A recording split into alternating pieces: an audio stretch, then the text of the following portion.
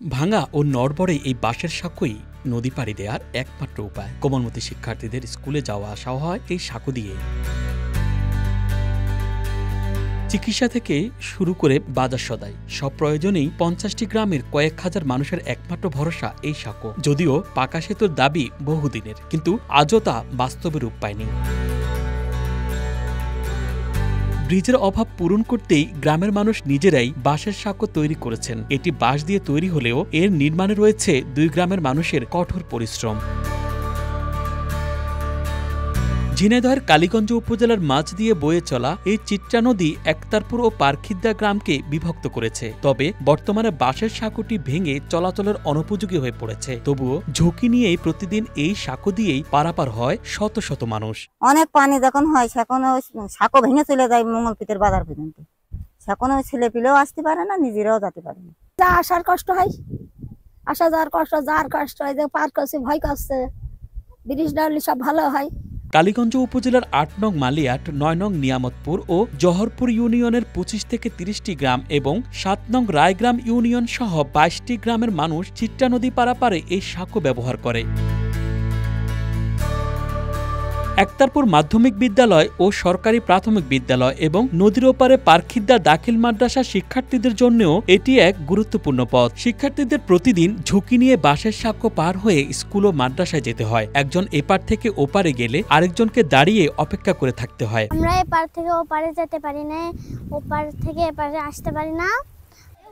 আমরা স্কুল থেকে যেতে পারি না, স্কুলে আসতে পারি না। আমাদের অনেক সমস্যা হয়, আমাদের অনেক বছর পড়ে যায়, হাত পা ভেঙে যায়। ওই পারে থেকে এবারে স্কুলে আসতে গিয়েছিলাম, সেই সময় আমার বই খাতা সব কলম মলম সব পড়ে গেল। ঝুঁকিপূর্ণ এই বাঁশের সাঁকোটি যে কোনো সময় ভেঙে পড়ে বড় ধরনের দুর্ঘটনা ঘটার আশঙ্কায় রয়েছেন স্থানীয়রা। বাজারে কৃষি পণ্য নেয়া এবং অসুস্থ রোগীদের হাসপাতালে নিতে চরম বিপাকে পড়তে হয় এই এলাকার মানুষদের। এখানে বাজার আছে, বাজারে মাল নিয়ে আসতে আমাদের খুব অসুবিধা। এখানে আমরা নিকটস্থ বাজারে নিয়ে আসলে কম খরচে নিয়ে আসতে পারি বা মালটা বিক্রি করতে পারি। ব্রিজ না থাকার কারণে আমাদের এখানে আত্মীয়তা করতে চায় না কেউ, মেয়ে ছেলে বিয়ে দিতে চায় না, আসতে চায় না কেউ। অসুস্থ হলে ওই নানান জায়গা ঘুরে ঘুরে তাই নিয়ে যেতে হয়, এমনি যাওয়া যায় না।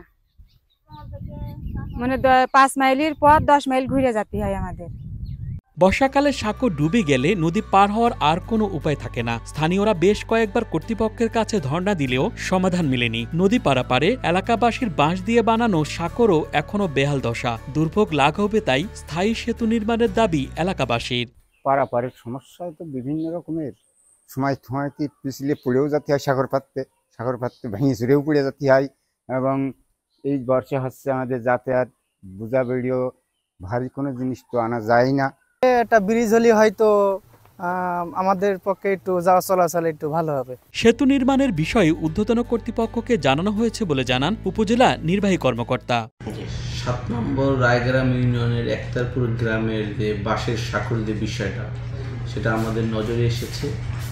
আমরা ইতিমধ্যে এই বিষয়টা ঊর্ধ্বতন কর্তৃপক্ষের নজরেও এনেছি।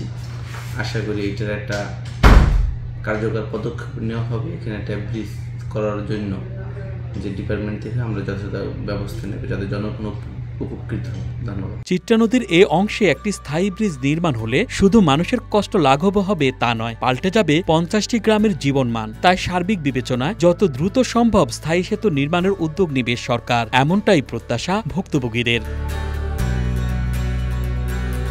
Dhaka express desk report.